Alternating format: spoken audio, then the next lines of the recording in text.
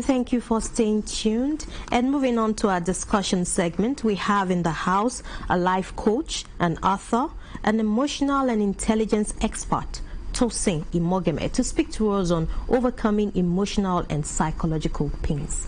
You're welcome to the studio. Thank you very much for having me. Thanks for coming on the show. Yes, my pleasure. So let's look at it this way. Vis-a-vis what is going on right now, the coronavirus epidemic and endemic, as you want to call it. Yes. Pandemic, thank you, as you want to call it. The bottom line now, how do we balance our psychological and emotional state with regards to the coronavirus outbreak presently in the world? Okay, thank you very much once again. There's a saying that nothing means anything except the meaning you give to it. You see, when things happen, if, for example, someone dies, maybe someone known to you dies, there's really no direct effect on you until you find out. And when you find out, it's your emotional response that makes you feel pain, or that makes you begin to suffer. So, with this pandemic, those of us who are still safe, those of us who are still healthy, we should try as much as possible to remain positive and not let it get to us, because you see, the mind is very, very sensitive. Fear has a way of intensifying problems. If, for example, you are going to an interview, going for an appointment, and then you get stuck in traffic, you begin to feel unsettled. Oh, I'm going to be late. Anxiety, fear, and all that. If you can remain calm at that particular situation, moment, you would be able to, manage yourself better and do well. You see, things happen anyway. Circumstances, the unforeseen circumstances always come up. You can send a text. Oh, I'm not going to be available at this particular time. I'll be a few minutes late and all that. So, as regards coronavirus, you see, there's a saying that pain is inevitable, but suffering from it is optional. Can you take that your quote again? Pain is inevitable, but suffering from it is optional.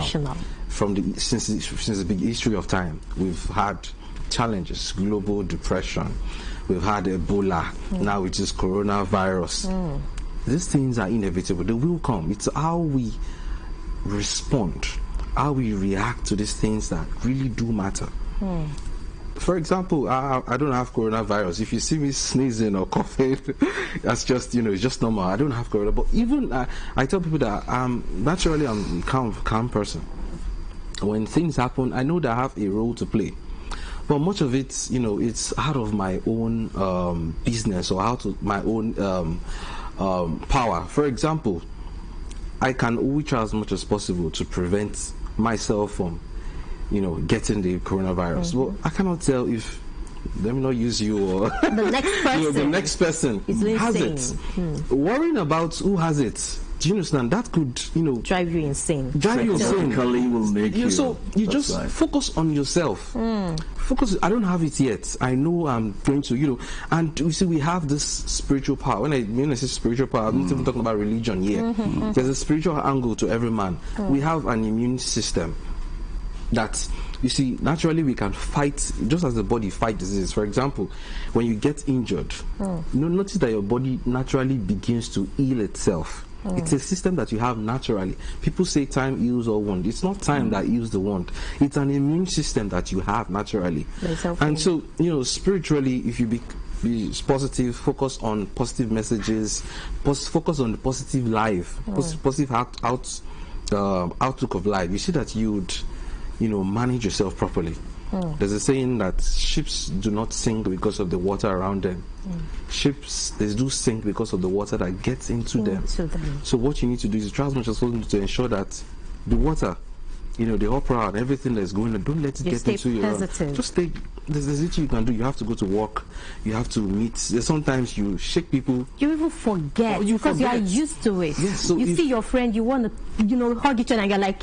Yes. So, but there's really you can play a part, but the other part is it's not left to you, left to God. There's a theory called the God's business the other person's business, and then your own business. For example, the weather, you know, it's not your own business, it's, you know, God's business. Divine. If you're going out now and it begins to rain and you begin to get all messed up and you begin to worry about, that's not your business, that's God's business. So, you know, take that out of your mind.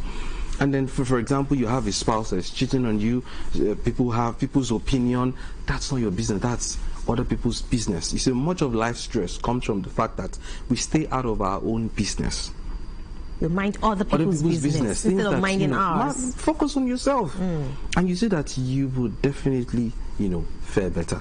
So that's basically how to. All right, time is not a friend. We're just trying to see how we can capture all the settings that we have today. But by and large, if you must submit a submission in understanding that which has to do with managing effectively, and of course containing effectively, above all, adjusting effectively with adaptation effectively on emotional and psychological settings, what would be your submission? Well, I've said it, and then you know, I would say it in other words. It's just, you know, focusing on yourself, what you can do. Is that the remedy? It's not the remedy actually, but you know, it will help you fare better. The government are doing all they can, the health sector are doing everything they can to ensure that the virus is evicted from this part of the world. Even, you know, all over the world, even developed nations that even have better capacities, they are of course doing something about it. As an individual, as a parent, as a worker, as whoever you are, your own is to ensure that you prevent, you know, take the preventive measures, the social distancing, and try as much as possible not to, you know, shake hands. Do the necessary, do the needful, and then pray, because there's really need to. We're bringing another spiritual dimension. Yeah. You should pray. Yeah, of course. We need prayers. Of course. Because it's a spiritual thing as well. I'm not saying it's a spiritual thing. But you know, there's, you know, we can actually commit it to God's hands, because it's beyond us. We can always try, but God can do the rest. All right, let's want to take it as your submission on this note. We need to have all the guests. We understand all the guests are here. We need to go on a short break now. A short break, that's right. Yes. We need to go on a quick break now. We'll be right back.